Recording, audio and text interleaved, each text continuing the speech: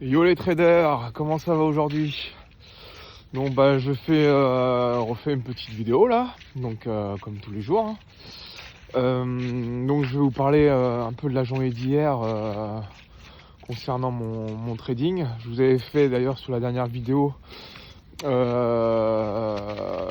vous avais montré mon graphique, comme quoi je m'étais fait. Alors oui, je m'étais fait BE, j'avais pas précisé dans la vidéo, mais je suis sorti à BE. C'est-à-dire que voilà ce que j'ai fait, donc comme j'avais expliqué, j'ai attendu que le prix monte, qu'il liquide un buy-side liquidity, et je sais que par la suite, par expérience, que le prix redescend. Sauf que donc il fait une belle mèche de liquidité, moi je décide de rentrer, de mettre mon stop juste au-dessus de la mèche. Sauf que le prix, je pensais qu'il allait plonger en fait violemment. Et non, du coup il n'est pas plongé, donc je me suis mis rapidement en BE parce que je le sentais pas. Donc des fois faut suivre son instinct, et il s'avère que mon instinct était bon puisque je me fais sortir à BE, et de plus le prix avait remanipulé, avait refait des plus hauts pour ensuite redescendre. Par la suite j'ai essayé de rechercher des setups, mais malgré ça, j'ai pas voulu rentrer en trade parce que je sentais pas la journée, tout simplement. On était quand même lundi. Alors voilà, vraiment les deux journées où je me méfie le plus, maintenant c'est le lundi et le vendredi. Alors un peu moins le vendredi parce que il se peut qu'il y ait beaucoup de volatilité et qu'il y a des setups intéressants. Mais le lundi, en règle générale, quand je regarde mon journal, le lundi c'est un peu tendax. Hein. Je me fais régulièrement sortir. Bon, bref. Du coup, où je voulais en venir. Du coup, oui, donc j'ai cherché d'autres setups, mais sans les prendre en fait. J'ai juste tracé des zones où le prix pouvait potentiellement réagir. Et en fait, toutes mes zones que j'avais tracées, je crois que j'en ai tracé deux ou trois, toutes mes zones ont été traversées, transpercées. Donc je suis plutôt content parce que ça aurait pu être une journée catastrophique. Alors je parle pas que en termes de setup, mais en termes émotionnels bien évidemment, puisque comme j'ai du mal à supporter une succession de pertes, en règle générale ça finit mal.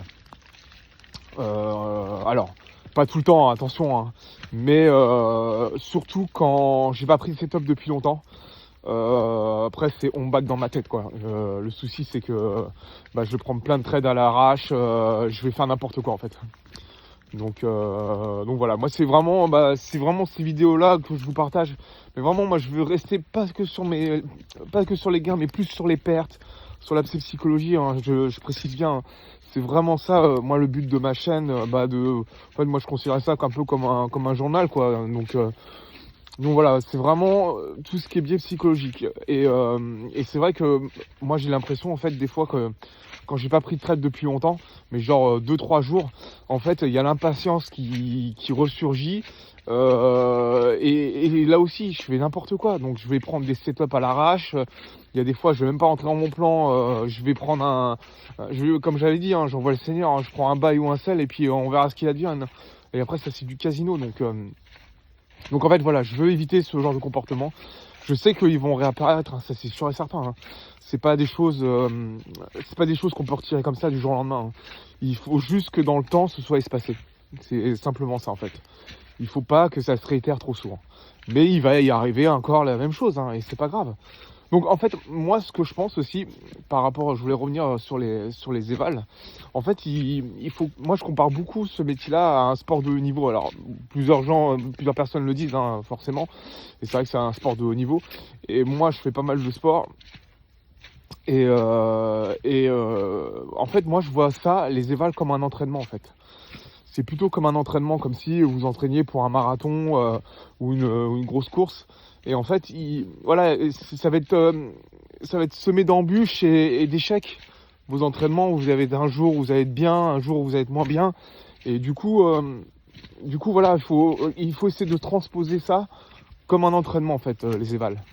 Moi, c'est sur lequel j'essaie de travailler, hein, du moins. Alors bien sûr, hein, je le répète, hein, ça se fait pas du jour au lendemain, hein. Voilà, c'est un travail de longue haleine, ouais, c'est compliqué, mais il faut travailler sur soi. Donc voilà, moi c'est comme ça que je conseille des balles. Ensuite, pour le point d'aujourd'hui, donc tout à l'heure, je pense qu'on reviendra sur les graphes, parce que je vais essayer de faire des montages et vous montrer un peu plus les graphiques, mais sans trop rentrer dans les détails. Moi je trouve que les gens, je regarde un peu, bon alors c'est vrai que moi je regarde un peu YouTube et tout, bon il y a des gens ils sont pertinents et tout avec leurs graphes, mais en fait on s'en fout de leur stratégie, enfin moi je m'en fous quoi. Parce que je regarde pas en fait ce qu'ils font. Donc après moi ce que j'aime bien c'est plutôt tout ce qui est axé mindset, dans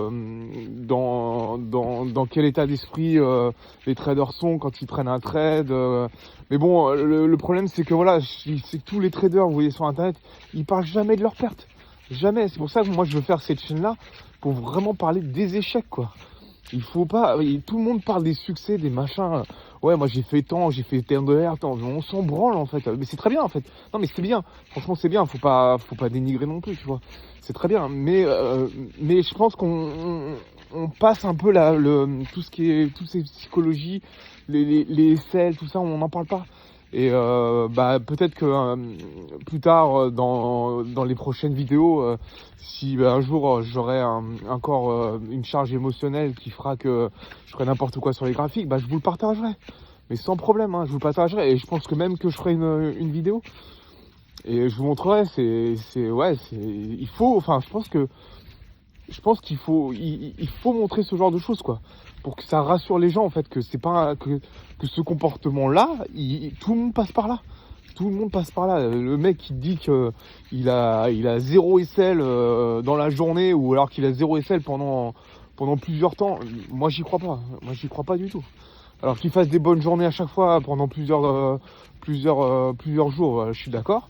Mais le mec qui dit qu'il y a zéro SL pendant 3 semaines, ouais, mais moi j'y crois pas du tout, hein.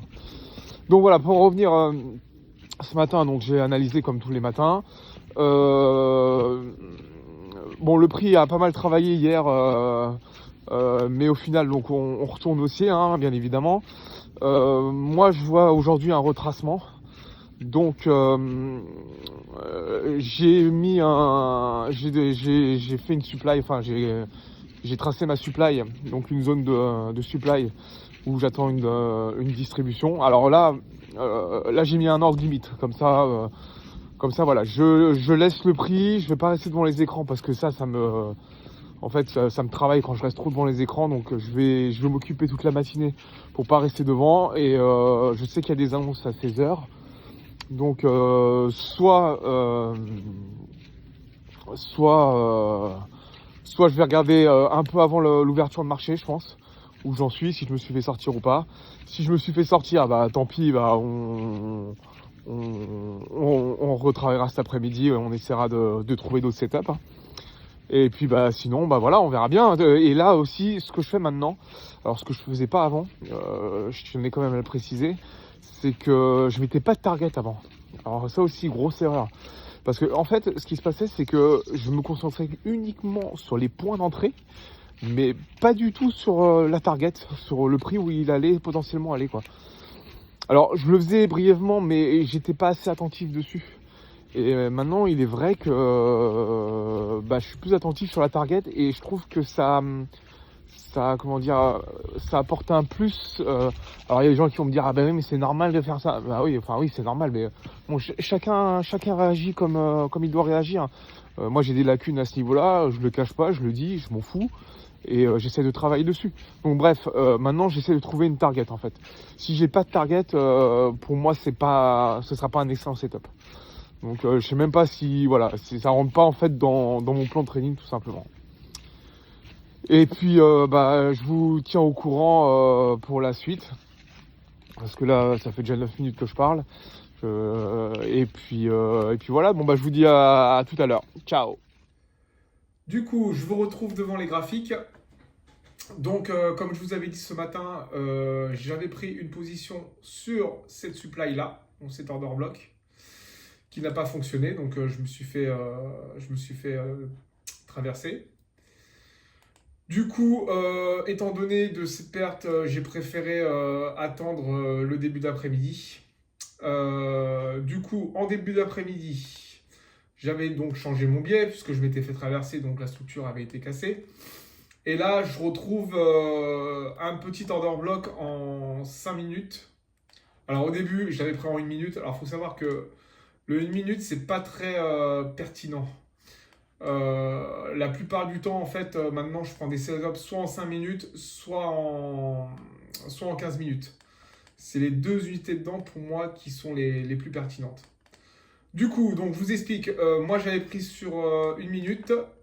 Voilà, je vous mets ici la position. Donc, je me fais traverser une première fois. Donc, du coup, je rebascule en 5 minutes. Et ouais, c'est compliqué, hein. Je retourne vraiment. Vous voyez, des fois, je rentre à plusieurs reprises. Non, vous voyez, là, le prix, il monte. Vous voyez, je me suis trompé d'order block. Bon, c'est pas grave. Donc, du coup, ici, je reprends position ici. Je vois que le prix fait une grande mèche juste avant les annonces. Là, on est aux alentours de 15h30. Après 15h30, justement. Et du coup, le prix fait une mèche ici. Pour moi, il fait son biais. Sauf que bah, j'arrête ici le prix. Parce que bah, j'avais fait mes gains et voilà, j'avais balancé 4 lots. Vous pouvez le voir ici, là. Non, vous ne pouvez pas le voir là. Attendez, je vous montre.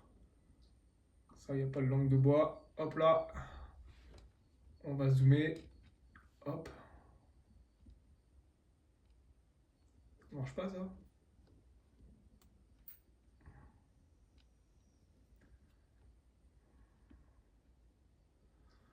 Voilà, je ne sais pas si vous pouvez le voir là, il y a 4 lots. Voilà. Hop, on va retourner sur les graphiques. Bon, c'est un peu à l'arrache, hein, je vous avoue, mais bon. J'essaie de m'adapter au nouveau matériel, hein. N'en veuillez pas. Voilà, de toute façon, je fais une courte vidéo. Donc, du coup, comme je suis rentré avec 4 lots, je suis pas resté longtemps dans le trade et ça a pu faire des bénéfices. Et vous voyez, au final, le prix ratterrit dans cette fameuse dimen ici en 15 minutes. Voilà, où le prix a réagi. Alors pour moi, en termes de ratio perte, enfin risque et reward, ça fait beaucoup, hein. Là, vous avez un bon risque reward, ouais, c'est à tenter, mais bon. Euh, J'aurais pu le prendre quand même. J'aurais pu le prendre, c'était un bon setup. Bon bref, j'ai fait mes gains, fin de journée pour moi. Comme je vous ai dit, moi, une fois que j'ai fait mes gains, j'arrête les écrans. Vous voyez, je vais vous montrer. Hop, comme ça, pas de langue de bois non plus. Hop là. Voilà, j'ai tradé sur 3 comptes. Donc à chaque fois, bah, comme je relis pas les comptes, en fait, le temps que je mette, je lance les positions, bah forcément il y a un écart parce qu'il y a tellement de volatilité sur le prix. Donc ça crée une différence de ratio du coup à la fin.